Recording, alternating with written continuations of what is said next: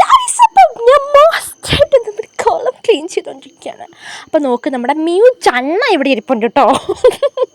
ഞാൻ വെറുതെ മിയു മിയു മിയു ചന്ന മിയു ചന്ന ചെന്ന ചെന്ന ചെന്ന വിളിച്ച് മിയു ചൈന എന്നങ്ങാണ്ട് വിളിച്ചു കേട്ടോ. അങ്ങനെ ലാസ്റ്റ് ചണ്ണയായിപ്പോയി. ചണ്ണയൊന്നും അല്ല കേട്ടോ, മിയു മോസ്റ്റാണ് ഗൈസ്. വീട്ടിൽ പട്ടീൻ്റെ ആവശ്യമില്ല ഗൈസ്, നമുക്ക് പൂച്ച ധാരാളമാണ്. അപ്പോൾ നിങ്ങൾ ഓർത്താൽ മതി എന്താണ് അവരെ കൊണ്ടുള്ള ഉപയോഗം. അപ്പോൾ ഗൈസ് കുറയ്ക്കില്ല എന്ന് മാത്രമല്ല ഗൈസ്. അപ്പം ഞാൻ കുളം വൻ ക്ലീനിങ് ആണ് കേട്ടോ. വൻ ക്ലീനിങ് എന്ന് പറഞ്ഞാൽ വൻ ക്ലീനിങ് ആണ്. കാരണം മോസ്റ്റായിട്ട് കുറേ പൂക്കളൊക്കെ ഉണ്ടായി നിൽപ്പുണ്ട്. മാത്രമല്ല പൂക്കൾ, നമ്മുടെ മഞ്ഞപ്പൂക്കൾ കുറേ നമ്മുടെ കുളത്തിലേക്ക് വീണിട്ടുമുണ്ട്. അപ്പോൾ ഞാൻ വൻ ക്ലീനിങ് ആണ്. അപ്പം നമ്മുടെ വാവാറ്റ് ഇതേ മോസ്റ്റായിട്ട് നമ്മുടെ ഈ നീലപ്പൂവിൻ്റെ പേര് എനിക്ക് അറിഞ്ഞൂടാ കേട്ടോ. അപ്പം നമ്മുടെ ഇത് ഒരുപാട് ഉണ്ട്, കാടായിട്ട് ഇവിടെ മുഴുവൻ സ്പ്രെഡായിട്ട് കിടപ്പുണ്ട്.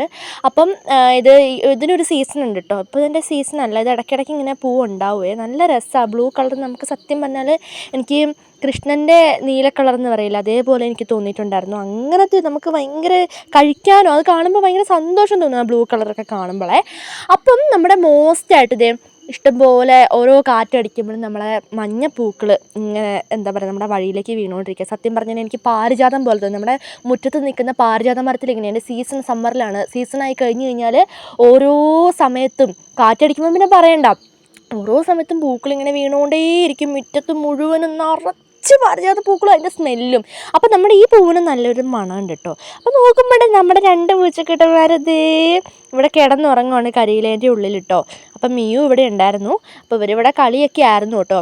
ഇവർ രാവിലെ ഫുഡൊക്കെ കഴിച്ചിട്ട് പറമ്പിലേക്ക് കളിക്കാൻ വേണ്ടി പോകും.